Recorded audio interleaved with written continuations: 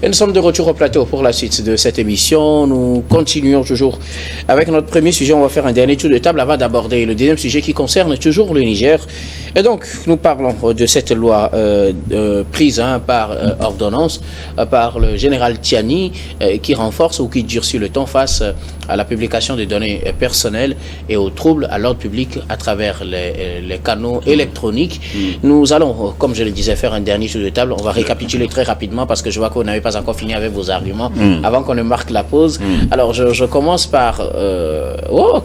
Vivien, que peut-on retenir par rapport à votre position sur cette loi? Vous savez, pour ce qui concerne la liberté de presse et la liberté d'expression, nous devons être formels et catégoriques.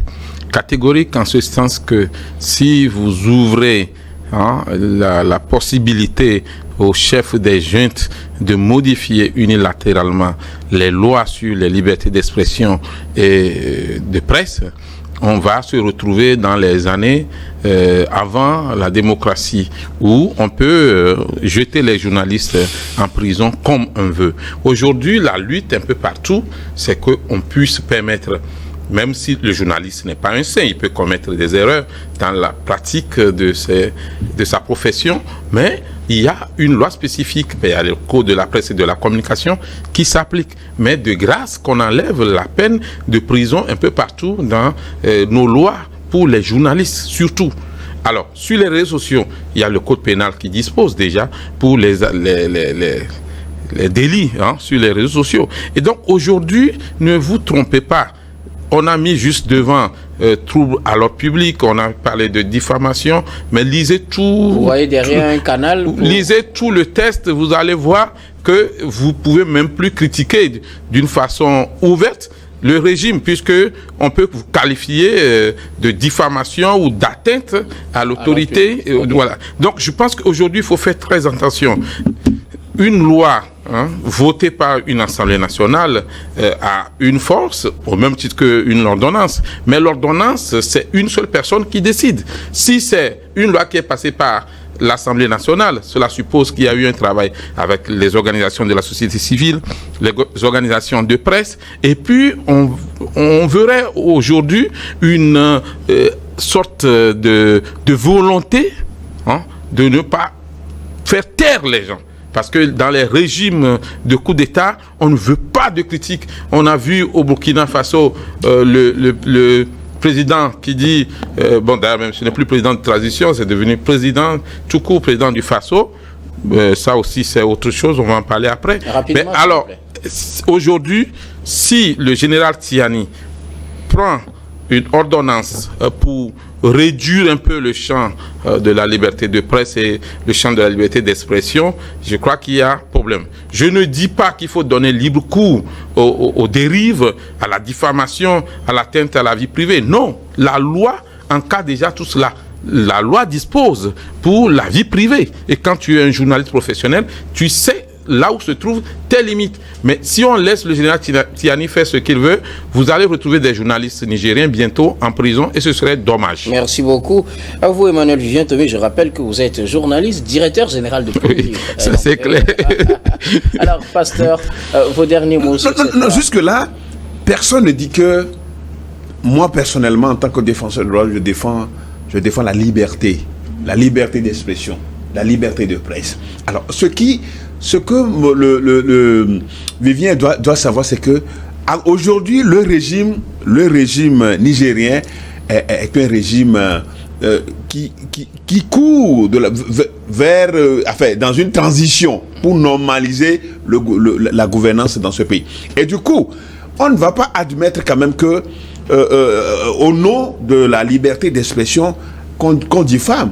Est-ce que ça, ce n'est pas déjà couvert par le code pénal? Mais c'est couvert par le code pénal. Alors, est-ce qu'il y a besoin encore de prendre une nouvelle loi pour durcir le temps? Est-ce qu'aujourd'hui, son ordonnance est en déphasage avec le code pénal? Sauf qu'il ajoute des peines de prison. Sauf qu'il ajoute des peines de prison. La corsée. Vous parlez comme si les peines d'emprisonnement, nous-mêmes, dans votre pays, on est en train de lutter contre les journalistes sont en prison. Vos confrères ont été en prison et à tout moment peuvent être encore en prison. Donc aujourd'hui, c'est une lutte qu'on est en train de mener. Le Togo avait déjà passé par la dépénalisation de délits de presse et nous, on avait salué. Mais aujourd'hui, ce n'est plus ça. Bon, donc, ceux qui sont... On va retourner à ça encore. Oui, ceux qui sont démocratiquement élus.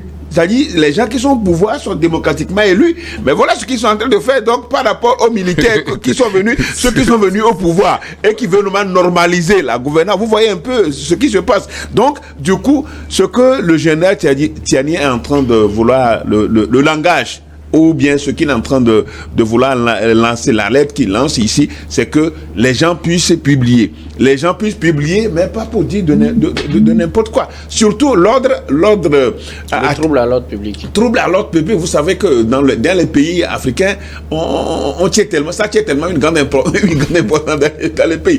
Mais on ne souhaite pas que ça vire à une loi liberticide, à une loi inique. Donc, nous ce qu'on peut demander au général Tiani, c'est de veiller à ce que les gens puissent avoir cette liberté de penser, mais pas pour permettre au Niger de revenir en arrière ou bien de susciter un recul comme il avait dit. Merci beaucoup.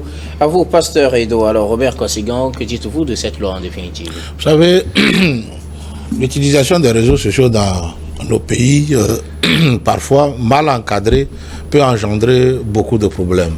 Beaucoup de problèmes aux dirigeants. Donc, mieux vaut tard que jamais.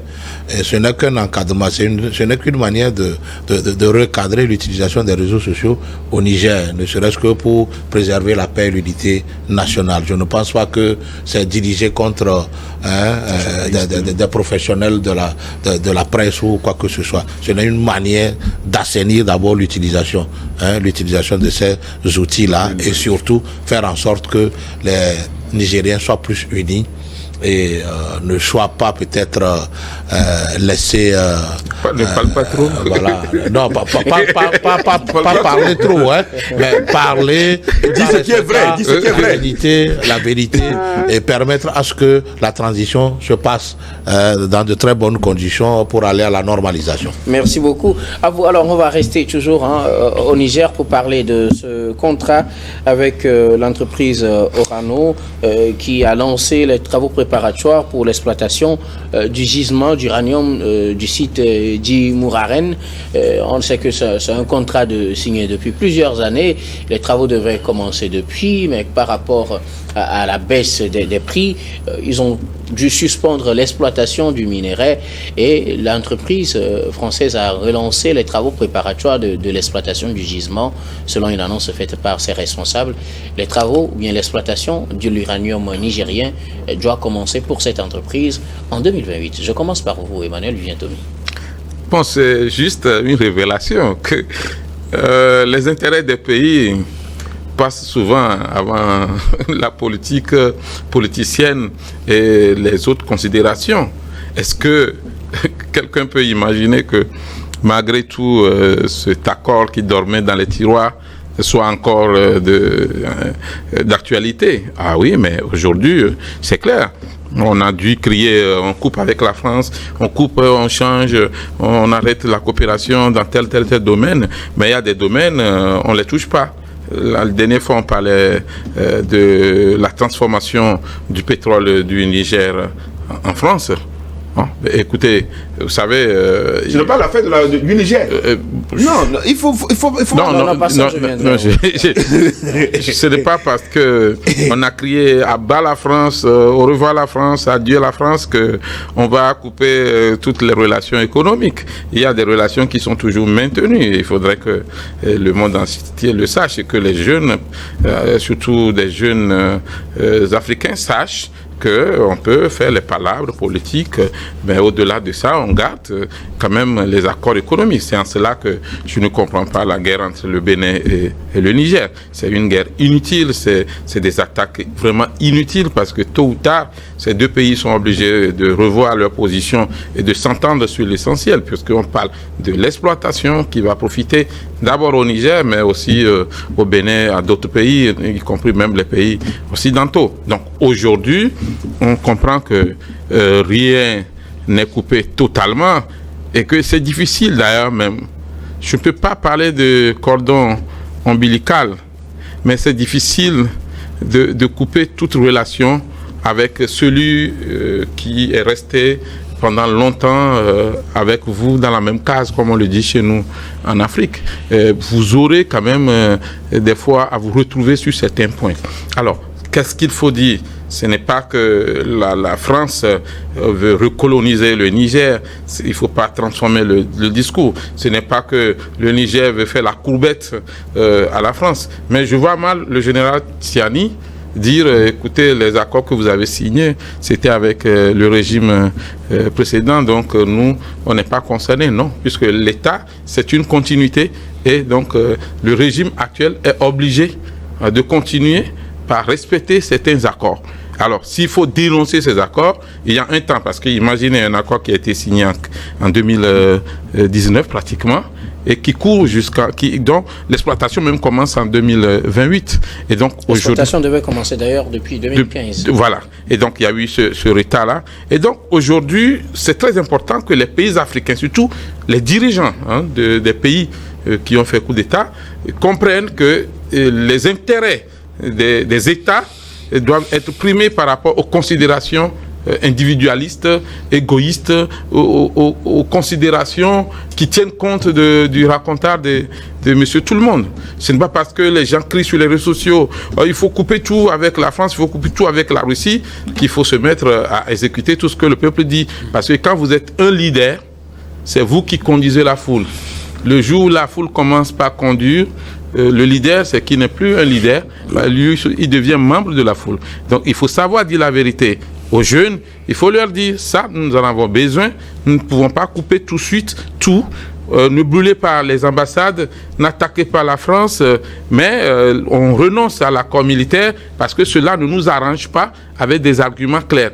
Et qu'on ne dise pas autre chose aux jeunes alors que la réalité est là. Nous avons besoin de vivre, pas en autarcie, mais avec une coopération qui puisse permettre à l'Afrique de gagner. Et je terminerai en disant que le plus important pour l'Afrique, ce n'est pas de dire je me suis libéré de la France, mais c'est de se libérer de la France et d'être autonome et de pouvoir évoluer normalement.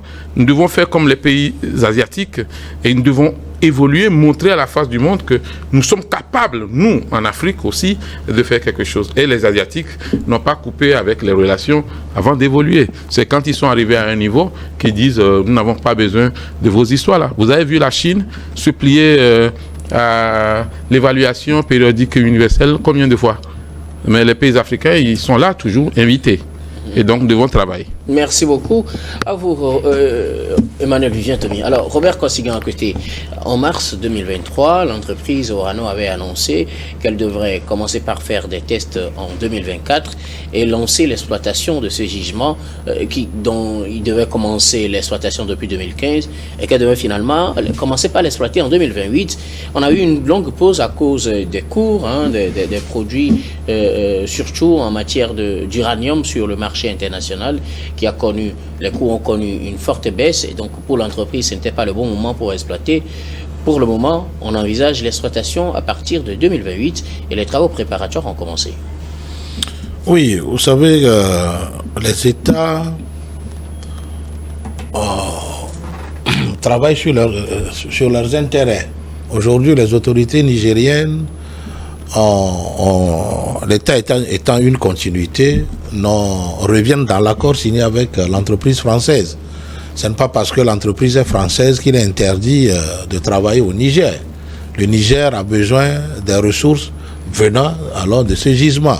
Même si l'État nigérien n'a pas alors investi à 100% dans l'exploitation de ce uranium, il a besoin que à partir de ce gisement, les dividendes qui doivent lui revenir tombent dans ses caisses pour le développement du Niger.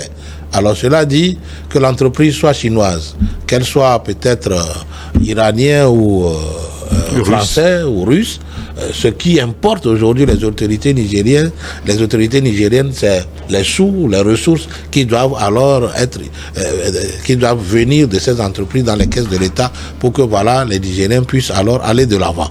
Cela dit, cette entreprise-là, est même tenu à commencer les travaux dans un délai à lui attribué.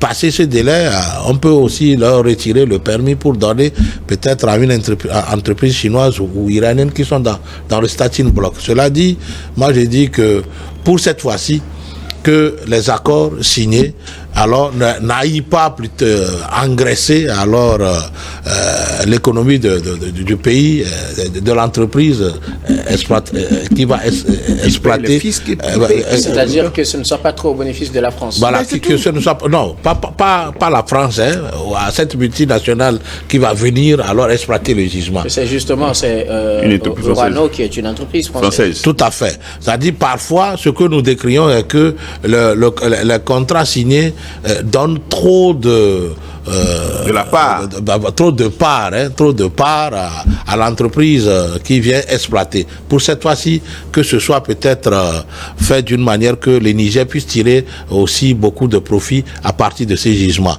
C'est vrai que c'est l'entreprise là qui a investi pour que voilà la chose, l'uranium puisse être exploité, mais que la part qui revient aux Nigériens soit important, soit de plus en plus important pour que voilà les Nigériens puissent aussi vivre à partir de cet uranium. Mieux qu'on impose à cette entreprise-là de construire aussi, comment on appelle, des structures pouvant produire de l'électricité à partir de l'uranium pour le Niger. Ça c'est un. Que les habitants autour de cette de ce gisement alors puissent tirer profit de l'exploitation de cet uranium, que les enfants issus de cette localité puissent travailler alors dans cette mine, qui a aussi transfert de la technologie par laquelle on puisse on peut extraire ce gisement pour que peut-être dans 10 ans ou 20 ans des sociétés nigériennes puissent exploiter leur propre uranium. Voilà, c'est très important. Merci beaucoup à vous, Robert Passigan-Pété. Alors, Pasteur, l'entreprise Orano a annoncé le début des travaux préparatoires pour l'exploitation du gisement d'uranium d'Imouraren. Oui, non, je pense bien que tout à l'heure, je suivais Vivien avec beaucoup d'énergie, parlant de la chose, comme si les pays sahéliens veulent rompre avec la France en tout. Ce n'est pas ça. Il a dit qu'il faut comprendre que la rupture ne va pas concerner tous les domaines. Et justement, on se rappelle de Areva, vous vous rappelez d'Areva, qui a exploité le site d'Arlit pendant des années. Et ce qui n'a pas profité au Niger, il n'y a pas d'électricité, alors que la France s'en servait beaucoup. Donc aujourd'hui, n'a pas profité aux Nigériens, parce que il y a certaines personnes qui en ont profité. Oui, surtout les régimes passés. Voilà. Et aujourd'hui, ce qu'on est en train de faire avec Orano, c'est autre chose carrément. C'est-à-dire l'accord, la convention est déjà signée, le permis est déjà là pour un certain nombre d'années. Donc, ceux qui arrivent aujourd'hui savent que eux, ils ont déjà fait la prospection des terrains et qu'ils ont déjà tout vu et ils peuvent commencer. Au même moment, ils ont donné des permis à des sociétés australiennes, indiennes, et chinoises, iraniennes et russes. Ils en ont déjà donné. Eux aussi, ils vont faire la prospection aussi de l'uranium au Niger. Donc, c'est dire que il faut diversifier aujourd'hui les sociétés pour que ça puisse profiter au peuple autochtone. C'est très important, c'est de ça il s'agit. Sauf que Orano, c'est encore Areva qui exploite le site. Justement. C'est toujours la France. Personne n'a dit que ce n'est pas la France. Okay. Nous sommes tous conscients que c'est la France. Non, quand vous parlez de diversifier, c'est pourquoi je rappelle que... moi, je parle de la diversification avec les autres sociétés auxquelles on a donné des permis de prospection. Okay. En dehors de la société française. En dehors de la société française. Et du coup, aujourd'hui, ça ne va plus être comme avant. Ils peuvent dénoncer, mais ils peuvent dénoncer encore la convention et revoir le contenu. Parce que la plupart des temps, c'est flou. Vous reprochez quelque chose au contenu? Le contenu, si dans le contenu, il n'y a pas de responsabilité sociétale des entreprises. Il y en a. Il y en a. Non, c'est d'emblée, il y en a. Non, il y en a. Il y en avait toujours. Mais c'est pas que ce n'est pas appliqué. On vient de lancer l'exploitation. Il y en avait toujours. Ce n'est pas toujours appliqué. Cette fois-ci, je crois que les autorités vont suivre la chose de près pour que ça puisse profiter au Niger et que la part du Niger lui soit réellement versée. Mais c'est tout, c'est de ça il s'agit. Personne ne dit aujourd'hui si les sociétés africaines ont de l'expertise, françaises ont de l'expertise pour faire un travail qui puisse profiter aussi au pays. Mais on ne va pas dire que non parce que c'est français. Non, ce n'est pas de ça il s'agit. Ça, je suis heureux de t'entendre. Ce n'est pas cet esprit-là qui aujourd'hui qui gouverne les Africains. Mais c'est parce que par le passé, les choses ont été très obscures, très opaques. Ouais. Et cette fois-ci, on veut que ça soit clair. Alors, merci beaucoup. À vous, pasteur. C'est ce que nous tous nous prenons aujourd'hui. Y a-t-il des craintes aujourd'hui? On va faire un dernier tour rapidement sur cet aspect. Y a-t-il des craintes à ce qu'on révise ces contrats parce que c'est les Français qui l'ont pris? Parce qu'il y a souvent cette idée qu'on a quand il s'agit de la France. On dit que forcément c'est mal fait et donc il faut forcément revoir. Surtout avec ces militaires qui sont au pouvoir. Est-ce que Orano doit avoir des craintes pour son exploitation prochaine de 2028? Vous savez, l'opacité dont parle le pasteur vient souvent de nos dirigeants. Oui. Parce que c'est des gens qui sont intéressés par leur profit personnel, leur intérêt personnel, et dans les contrats là, qui ne divulguent d'ailleurs jamais, qui ne mettent jamais à la disposition du peuple, il y a leurs intérêts, il y a leurs comptes sur lesquels des dividendes doivent être versés. Des comptes offshore. Vous comprenez? Et donc, ce n'est qu'une miette qui revient dans les girons de l'État. Donc, si aujourd'hui les militaires n'ont pas peut-être, sont tellement nationalistes, sont peut-être patriotes, ils peuvent demander à revoir alors les clauses de à revoir le montage qui est fait dans ces accords-là pour alors... Après 10 ans. Voilà. Pourquoi après 10 ans? Pourquoi après 10 ans? Je reviendrai à vous, s'il vous plaît. Permettez qu'on termine rapidement. Ils peuvent demander à revoir les accords pour voir si l'intérêt général prime sur les intérêts personnels. Et puis, si dans ces contrats-là, si dans ces accords, il est dit que les dirigeants d'hier ont peut-être leur intérêt personnel inclus dans ces accords-là, pourquoi ne pas les enlever et faire revenir toutes ces ressources dans les caisses de l'État. Merci beaucoup. Voilà ce qui peut amener les nouvelles autorités à revoir ces accords-là. Doit-on craindre systématiquement une révision de ces accords, vu que c'est des Français qui occupent encore ce pas seulement des Français, mais si d'autres sociétés. Permettez, puisque c'est des Français, on connaît un peu la relation entre le Niger et la France, c'est pourquoi je pose la question. Okay. Doit-on les craindre que ce soit une révision systématique, ou plutôt s'il y a révision, ce sera motivé par de réelles raisons? Il n'y a pas de crainte parce que, vous savez, je dis tout à l'heure que l'État, c'est une continuité. Et on n'a pas le contrat sous la main, mais les clauses doivent être tellement que on ne pourrait pas d'un jour à l'autre se lever parce qu'il y a changement de régime pour mettre fin à ce contrat. Sinon, le régime l'aurait fait même avant que la société ne veuille commencer l'exploitation. Donc aujourd'hui, je disais tout à l'heure qu'il faut attendre 10 ans. Il faut arriver d'abord à un temps d'exploitation et avoir des éléments solides pour pouvoir dire, mais écoutez, il y a ce volet qui n'est pas respecté, ce volet n'est pas respecté, nous demandons qu'on mette fin au contrat. Le Niger peut le faire. Alors, j'explique quelque chose. Dans de gros contrats comme cela, on ne va jamais mettre quelque part qu'il y aura tel pourcentage qui ira à tel dirigeant, jamais. Mais il y a d'autres manières de faire sortir de l'argent pour ces dirigeants-là. Et donc, aujourd'hui, ce qu'il faut comprendre, c'est que quand on parle d'un État, on ne parle pas de la volonté des individus ou du bon vouloir des dirigeants. On parle des intérêts de tout un peuple. Et pour cela, tu es obligé de taire ton égoïsme et de faire avec. Je ne dis pas que si la société française n'arrive pas à remplir son cahier de charges, il faudrait continuer par traiter avec elle. Mais si elle ne remplit pas les conditions, à un moment, on peut demander une révision du contrat, mais pas rupture. Donc ce ne sera pas systématique. Ce ne sera pas systématique. Okay. Et ça prendra du temps parce qu'il faut vraiment motiver les raisons qui vous amènent à demander cette révision ou rupture. Le mieux, c'est que le Niger normalise ses relations avec tous les pays au monde qui peuvent contribuer au bien-être des Nigériens, tout en étant souverain. Qu'elle reprend sa coopération avec voilà, tout en restant souverain, il ne faut pas claquer la porte au partenariat, à la coopération. Des fois même, si tu es tombé dans l'eau, si c'est le diable qui veut te tendre une fourchette pour te sortir, tu peux le faire, sauf que quand tu veux manger avec le diable, il faut savoir avoir une cuillère très longue pour que ta main ne puisse pas rester dans le plat. Mais ça veut dire, si l'expression existe, ça veut dire qu'on peut manger avec le diable. Qu'est-ce que je veux dire? En politique, on ne ferme jamais la porte, on ne dit jamais, parce que les choses peuvent évoluer.